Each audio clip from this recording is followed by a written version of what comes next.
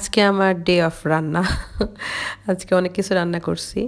২ টা খুবই মজাদার রান্না আপনাদের সাথে শেয়ার করতেছি। একই সাথে শেয়ার করতেছি দেখে ভিডিওটা একটু বড় হয়ে যাবে। চিকেন রান্নাও আছে প্লাস শীতের সবজি দিয়ে মাছ রান্নাও করছি।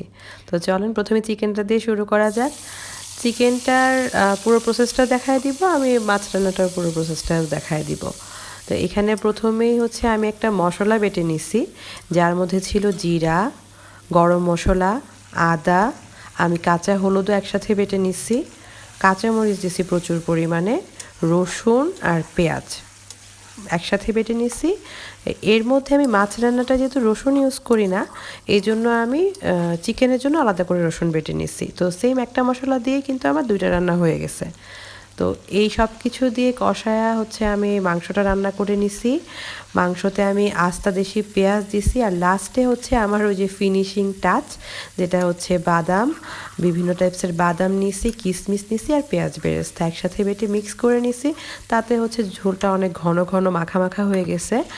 তবে আজকে আমি আবার আস্ত রসুনও দিছি মাংসে। আস্ত রসুনটা ঠান্ডার জন্য ভালো দেখে আমি রসুন দিছি। তো এটা রান্না শেষ হয়ে গেছে, আমার চিকেন রান্নাটা কমপ্লিট হয়ে গেছে, পুরোপুরি ডান। এখন আমি হচ্ছে মাছটাও দেখায় দিচ্ছি। আমি মাছ রান্নায় জিরা ফোড়নে দিছি আর ওই যে সেম মশলাটাই তেলের মধ্যে অল্প একটু ভেজে নিছি, তারপরে লবণ, হলুদ, মরিচের গুঁড়া দিয়ে আবার একটু ভেজে নিছি। তার পাশাপাশি আমি একটু অল্প জল দিয়ে দিছি যেন মশলাটা পুড়ে না যায়। মশলাটা পুড়ে গেলে কিন্তু স্মেলটা মানে ভালো আসবে না। তো সবজি হিসেবে নিছি আমি টমেটো, কাঁচা টমেটো, শিম, ফুলকপি আর আলু। তো ফুলকপি আর আলুটা হচ্ছে আমি আগে একটু হলুদ লবণ দিয়ে ভেজে রাখছি, কারণ ফুলকপিটা একসাথে মশলার সাথে কষাইলে দেখা যায় যে মশলা ভেতরে চলে যায়, ভালো করে ভাজা হয় না ফুলকপিগুলো, আর ভেজে দিলে একটু টেস্টটাও বাড়ে। তো সবগুলো সবজি একসাথে দিয়ে আমি মশলার সঙ্গে খুব ভালো করে মিক্স করে নিচ্ছি। ভালো করে মিক্স করার এই পর্যায়ে আমি দিয়ে দিচ্ছি জল। যতটুকু ঝোল খাবো ওই সেই অনুযায়ী আর কি ঝোল অ্যাড করছি।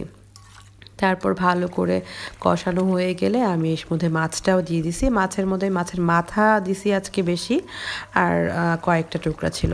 তো অল্প একটু পেঁয়াজ বেরেস্তা ছিল, সেটাও আমি উপরে একটু দিয়ে দিলাম। আর মাছ রান্নায় যেহেতু আমি রসুন ইউজ করি না, এতেই আমার রান্না কমপ্লিট। আর রেডি সারিতে তৈরি হয়ে গেছে সুন্দর চিকেন কষা আর এই যে ফুলকপি, আলু, শিম, কাঁচা টমেটো দিয়ে মাছ রান্না, সিম্পল রান্না।